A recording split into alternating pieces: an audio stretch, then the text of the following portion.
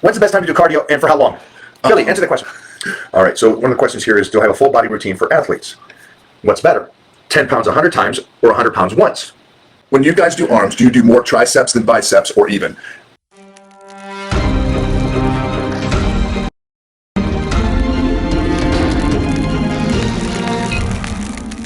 So somebody with cerebral palsy, when they walk, it may visually hurt you because their legs are bent in and they're bent over and they're arched and all this stuff. Their bodies are strong in that position because that's how they adapted to their strength in their body. And so I need... Hey, come on. Uh-oh. Someone needs to trend. So watch this deadlift.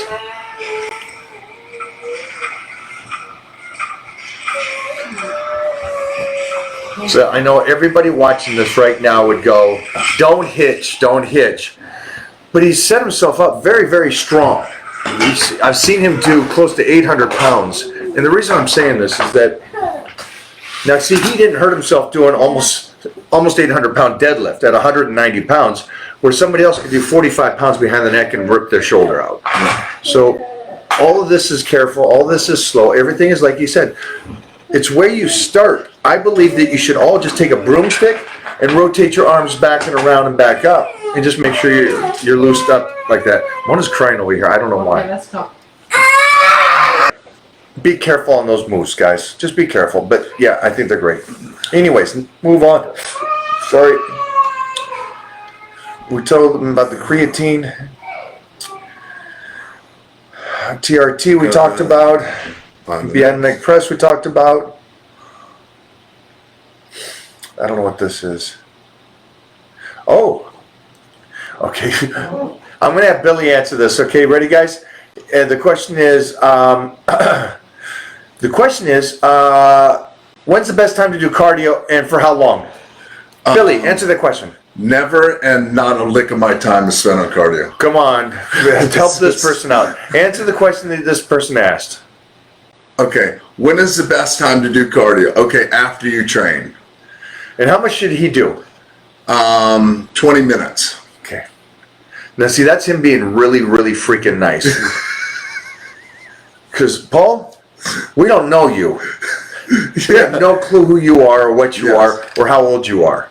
So I can't tell you how much cardio you should do, and I shouldn't tell you when to do it or how much to do it. Yeah. Looking at your photo, let me see if I can see a photo of you. Oh, you got Mike Ryan on there. You got Mike Ryan on there. You're out already. Yeah, that's... Oh. So, okay, so here, let me answer it a little better for you. Go for it. What are you wanting to accomplish with your cardio? That would be, hey, I want to accomplish this. Will cardio help me work? If you want to reword that, you cannot just say, hey, best time to do cardio for how long? Like, because we have no idea what your goal is for the cardio. Like we were talking about, I do zero cardio. Zero. So, but when I prep for my contest, yes, I dropped cardio in. It was 30 minutes a day for the first 4 weeks. Then it goes to an hour a day, twice a day for the next 4 weeks. And then it's fasted cardio in the morning, cardio after I work out, cardio after my last meal. That's the last 4 weeks. So there was a plan in place for the cardio. And the fasted cardio part was to get a little bit of that extra fat that I'm not getting from training or whatever, to kind of get rid of that. So there was always a goal for the cardio. But after that 12 weeks is the only time I do cardio. You're so freaking nice. He caught none of that. No, I know. But that's basically how it is. Do cardio. If you want to save heart, 20 minutes, 3-4 times a week.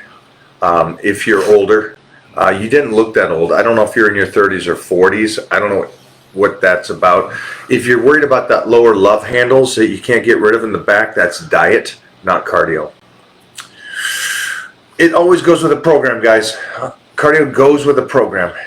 Heather, I did one day late workout with a one leg day workout with Mike, and it took a week to recover. Throwing myself down the stairs was easier than trying to walk down them.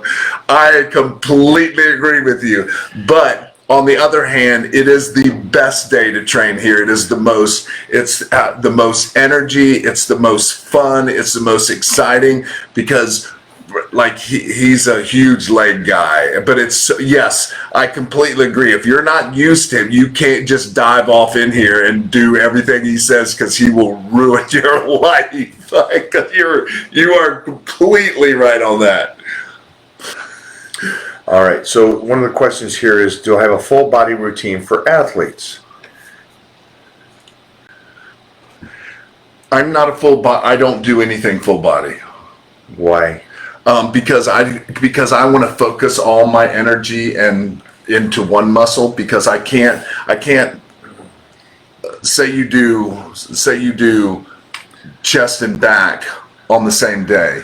So all my energy is going to chest. So when I get to back, I got nothing left, and it's not going to do me a lick of good to train back. Even if I train them back to back. I mean, you can do a little bit of back to back, like superset those two in a sense to keep the energy, but there's no way I couldn't do a full butt. Like if I want to recover, I'll do super light something. And if I'm prepping too, because I know in the prep dry out, there's a couple full body, not full body, but there's a few body parts, but you don't hit them to exhaustion or you don't wipe them out. It's just kind of blood. It's just blood flow. So, I don't have a full body routine for athletes because all the pro athletes, from football players to MMA players, baseball players to basketball players that I train, UFC fighters that I train and work with, none of them who are elite athletes would ever train a full body workout. Yeah. So I don't know what type of athletics you do that would. Cricket. Swimming? Cricket. Cricket? Yeah. So I haven't never trained a cricket. No, I am training a cricket kid. You have not trained a cricket. From India. Ask Mona when she comes back in. He goes, I am not doing the hour of cardio that you asked me to. I'm playing cricket every day. No. Not joking. Guys. Not joking. You are He's so 22 years old. When she comes back in, ask. Oh, I'm going to. That's. Oh my gosh! Cricket's out. I don't know what type. Can you let us know what kind of pro athlete you are? Because this is something I would like to say. And this is not you. I'm not saying this is you. I'm saying there are individuals that do go to the gym after their glory years and continue to train like they were in college or high school, or if they were pro athletes. Now, the reason why I would say this is not smart, and again, I'm not saying this is you, is because deterioration is deterioration. The use is use. Box jumps are incredibly useful for someone that's going to do something where they help. Explosive. It's not going to help the 35-year-old mother that's going into the gym for the first time. You see what I'm saying? It's like there's a point where we changed Heath Evans' training to where he could train for the next 30 years, not play pro football for the next 30 years. So there's got to be a transition of going, I put my body through a lot. Now I want it to last. And what's the best way for it to last? Well, that just goes back to the point of doing the least amount of work and still get better.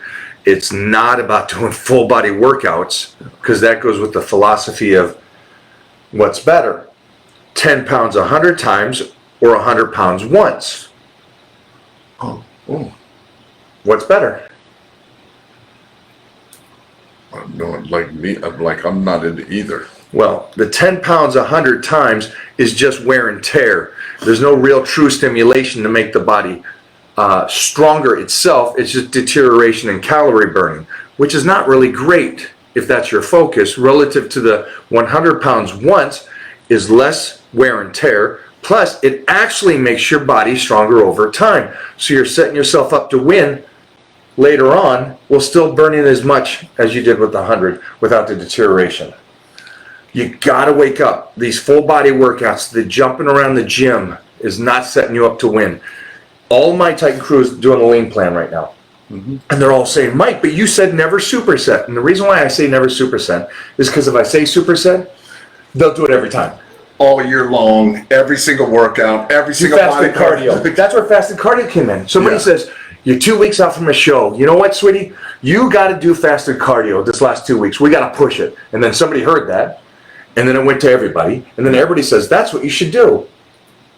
No, it's what you should do at the very last second to walk on the stage to get rid of that one last percent. Yes. It's not what you do all year. No. Make sense? Sorry, guys. When you guys do arms, do you do more triceps than biceps or even?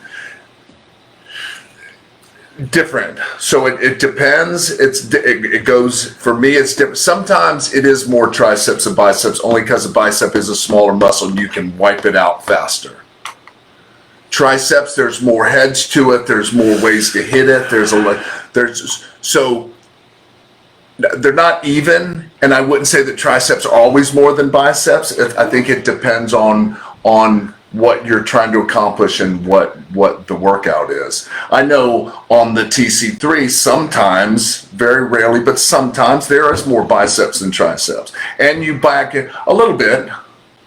I think one or two of them, like it's 14 weeks. So I mean,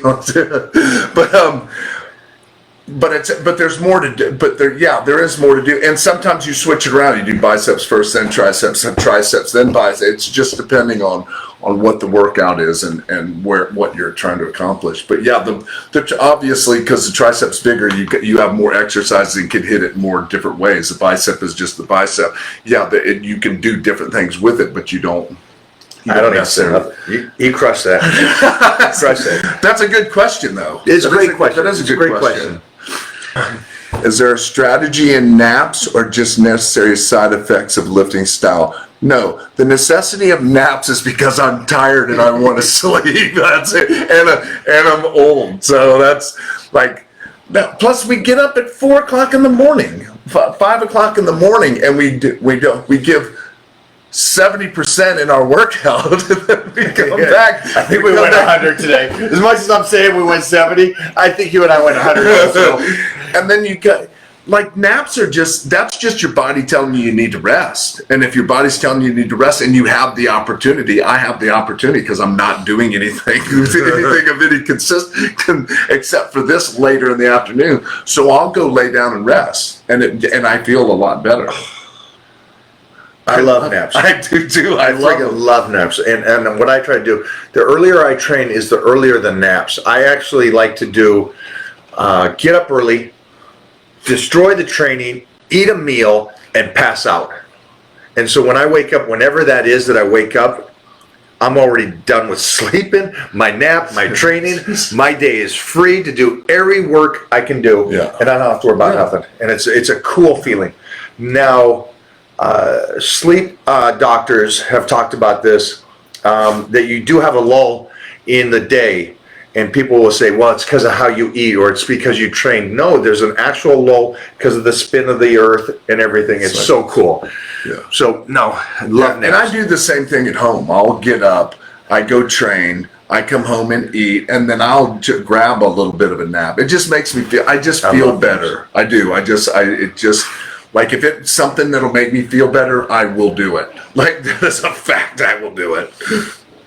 I love that. Will you choose, like I got upstairs, I'm going. Yeah. But sometimes I'll do the couch, regardless if they're working. Couch is about 30 feet away from here. Yeah. There's sometimes that I got no problem coming home. They're all working here and talking, and the house is never empty. This house is always busy. Yes, there's always people. I can pass out on the couch knowing that it will be a moderate fall asleep wake up. Yeah. Which is fine for me. So I'll pick a bigger nap going, okay, I need to go down and not be bothered. Or I need to fall asleep and wake up.